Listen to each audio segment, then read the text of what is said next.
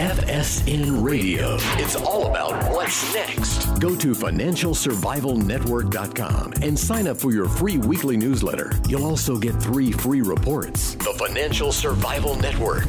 It's all about what's next. This episode of the Financial Survival Network is brought to you in part by Sandstorm Gold Royalties. Sandstorm Gold Royalties is a different kind of gold company. They purchase royalties on select mining operations and receive a percentage of the revenue in return. Sandstorm now has a portfolio of over 185 gold royalties around the world. See how gold royalties differ from other gold mining investments at sandstormgold.com. That's sandstormgold.com. Sandstorm Gold Royalties trades on the TSX as SSL and on the New York Stock Exchange American as SAND. Welcome. You are listening to the Financial Survival Network. I'm Kerry Lutz. It's December 19th, 2018. The year is almost over. Many of you will be happy, some sad perhaps, but if you're holding Bitcoin, you're probably really happy this year is over. Hey, as always, be a part of the show and email us. KL@kerrylutz.com. So, person you're about to hear from, great cycle guy, really good markets prognosticator, I should say, because he talks about multiple markets. You've heard him on here before. You've seen him on Kitco, and his work is widely read and disseminated. Chris Vermeulen, thegoldandOilguy.com. Chris, welcome back. Hey, thanks for having me, Kerry.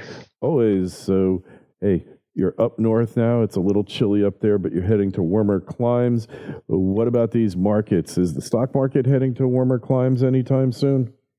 Well, you know, the stock market is at a really, really critical turning point. If you go back in time and look on the monthly chart or weekly charts and go back, you know, the last several bear markets, 2000 and 2007 and where we are now, they all have several things in common that are unfolding in terms of technical price patterns.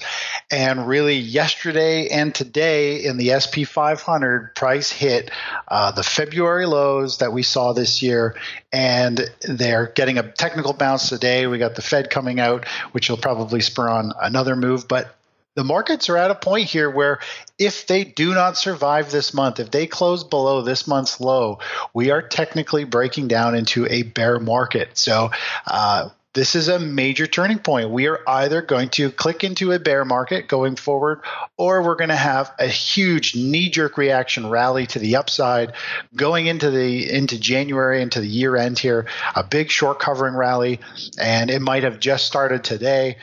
We actually got long down at these lows. We're expecting a pop to the upside before we actually I think we'll go into a bear market next year.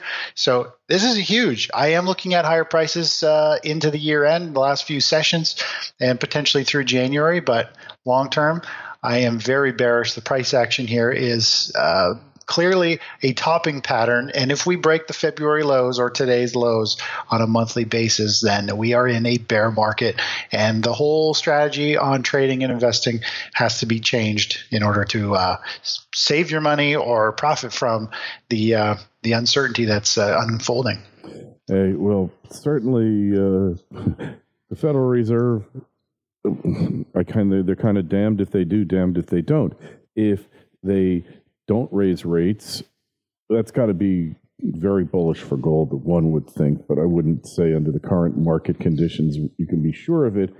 If they do raise rates, then that's bad for the economy. So either way, they're in a bind, but more likely they're going to be heading towards loosening at some point, or certainly rate hikes appear to be over, and that could be it for the dollar as well, right?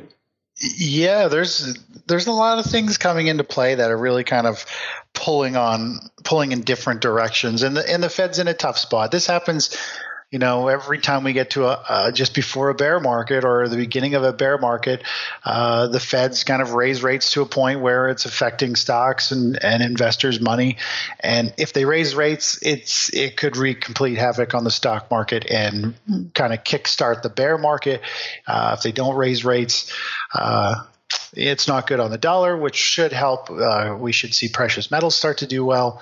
And, we're just at this really awkward time in the market. We're going to have some huge volatility. We've already had lots of it this year. It's been insanely high volatility year, but we're far from it. And looking through 2019, we're probably going to see much higher volatility levels for the whole year once we do actually break down into a bear market, which I think is much sooner than we think. I think we're 3-6 months out from a real confirmed bear market and selling pressure in the market. Does that mean a recession as well, Chris? Yeah, I think all that stuff is coming. I think the good times are over for a while in terms of investing. To the long side and feeling like you've got a lot of money. I think the best thing you could be doing now would be trimming positions, moving to cash.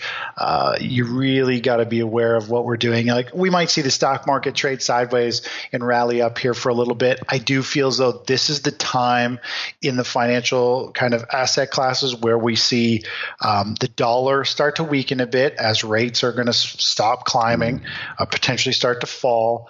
We're going to see commodities start to outperform, more so precious metals than anything else. We've seen this happen time and time again. Just before a bear market starts, we see precious metals perform for 1, 2, maybe 3 months. They become the hottest sector, and then the bear market really starts, and pretty much everything collapses, including gold, silver, and miners. And they will be the strongest to recover at the end of the bear market, but you still don't really want to be holding on to those during a bear market because they get pulled down in value with everything else. So it's going to be a tough time for a lot of traders and investors who don't know where to put their money and or what to do with it.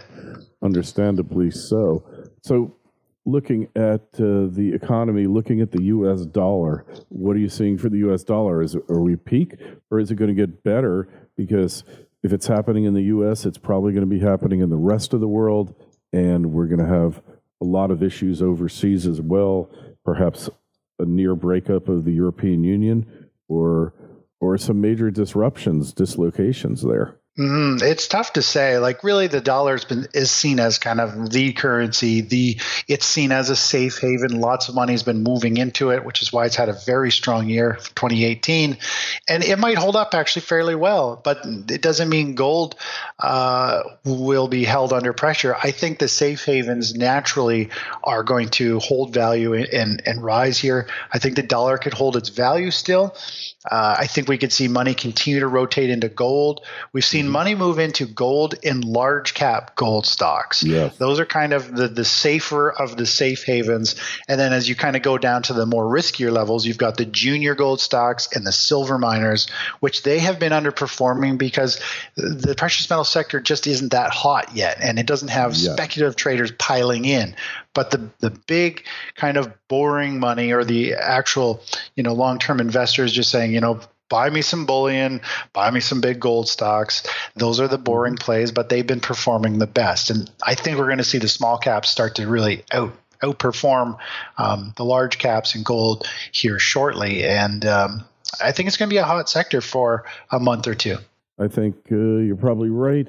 The juniors, every dog has its day, as the saying goes.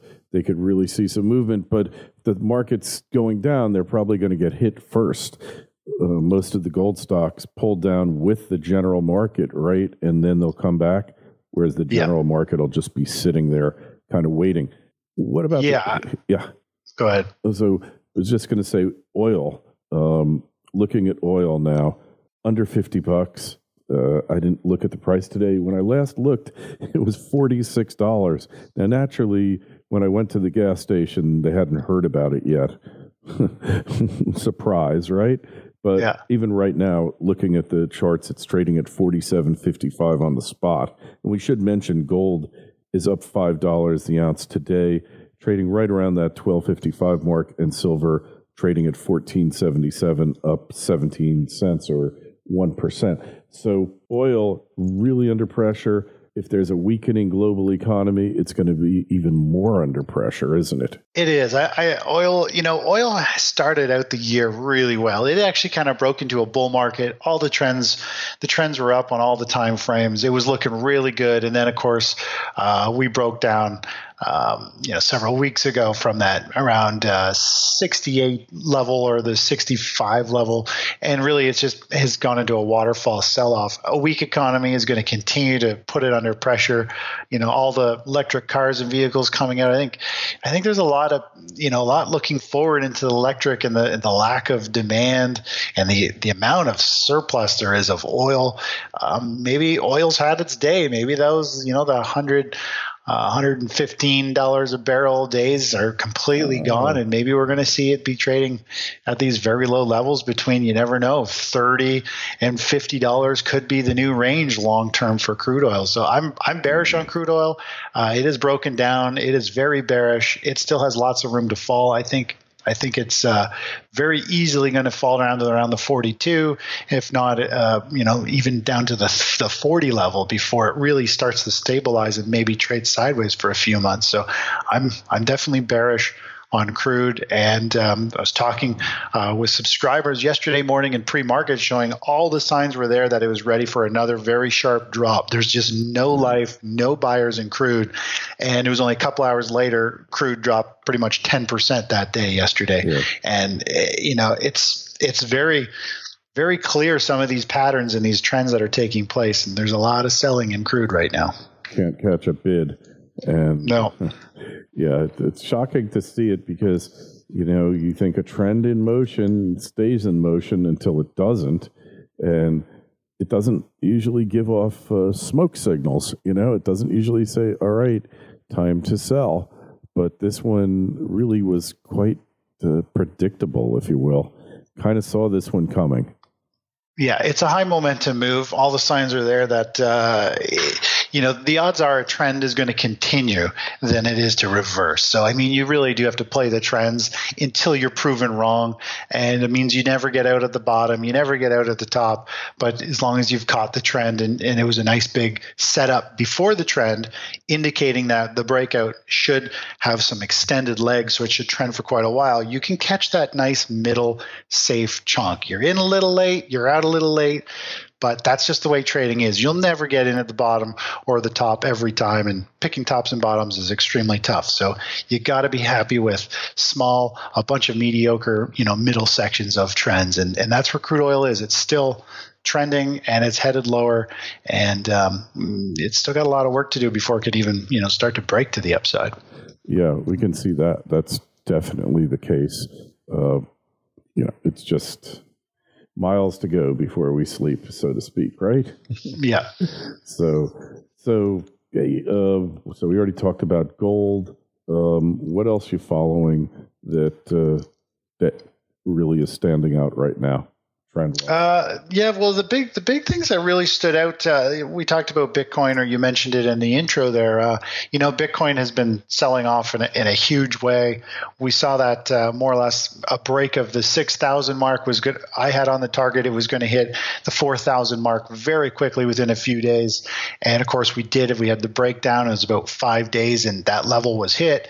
And it's still in a downtrend. It's in a high momentum sell-off, a lot like crude oil actually. It has had a nice pop in the last week, but it has just popped up to resistance, up to a 5-period moving average on the weekly chart. And this is naturally an area where big sellers should step back in. And who knows how far Bitcoin will go. If it can stabilize and actually build a bullish formation here on the daily chart, it could be a great opportunity to get in for a knee-jerk reaction rally back up to maybe 5,000 or the 5,500 mark. But at this point, it has had a nice bounce. It's trading at resistance, and it is still in a downtrend. So, that one is looking interesting in terms of it trying to reverse, but of course, it's not there yet. The other big mover really was natural gas in the last week or so. We had that beautiful news-based and weather-based pop and rally over the last month and a half, and it formed this really tight pennant formation. And it broke to the downside. We were telling subscribers if it breaks to the downside, you should be looking for more or less 350 and then around 330. And of course, it's just completely collapsed, and it's in a high momentum sell-off as well. It's in a breakdown. It's in a downtrend. Similar as Bitcoin, similar as crude. These are very powerful downward trends. So, I mean, some big money to be made in these big trends. And when they do reverse, there'll be some big money to be made on the recoveries as well. Yeah. Yeah. Well, hey, all we need is a couple of cold weeks up north, and we could see Natgas totally reverse course and retrace, take back all of its losses. So what's it right now in the 350 range? 360 on the continuous contract. Right. So we could see that one pop back conceivably. It is so weather-based, but what I've learned is never doubt the price of Natgas. I think it's probably the hardest market out there to trade, isn't it? It is. There's a lot of reasons for that too. It's the way it moves is just extremely fast. It either gaps open or has these huge green or red bars that, if not right on them, you've missed most of the move.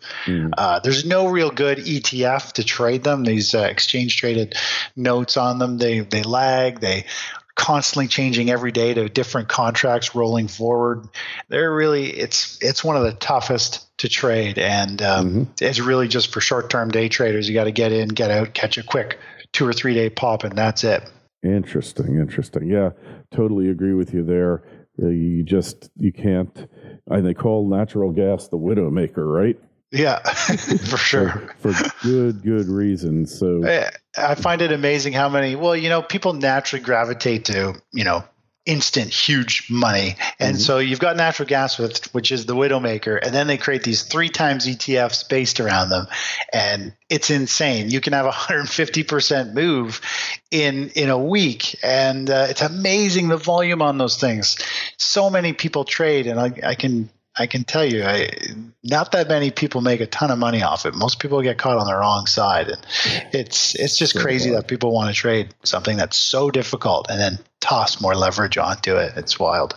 Yeah, well, the volatility is very seductive, Chris, and it is. You've seen people do it, and very few people can call that and make money on it.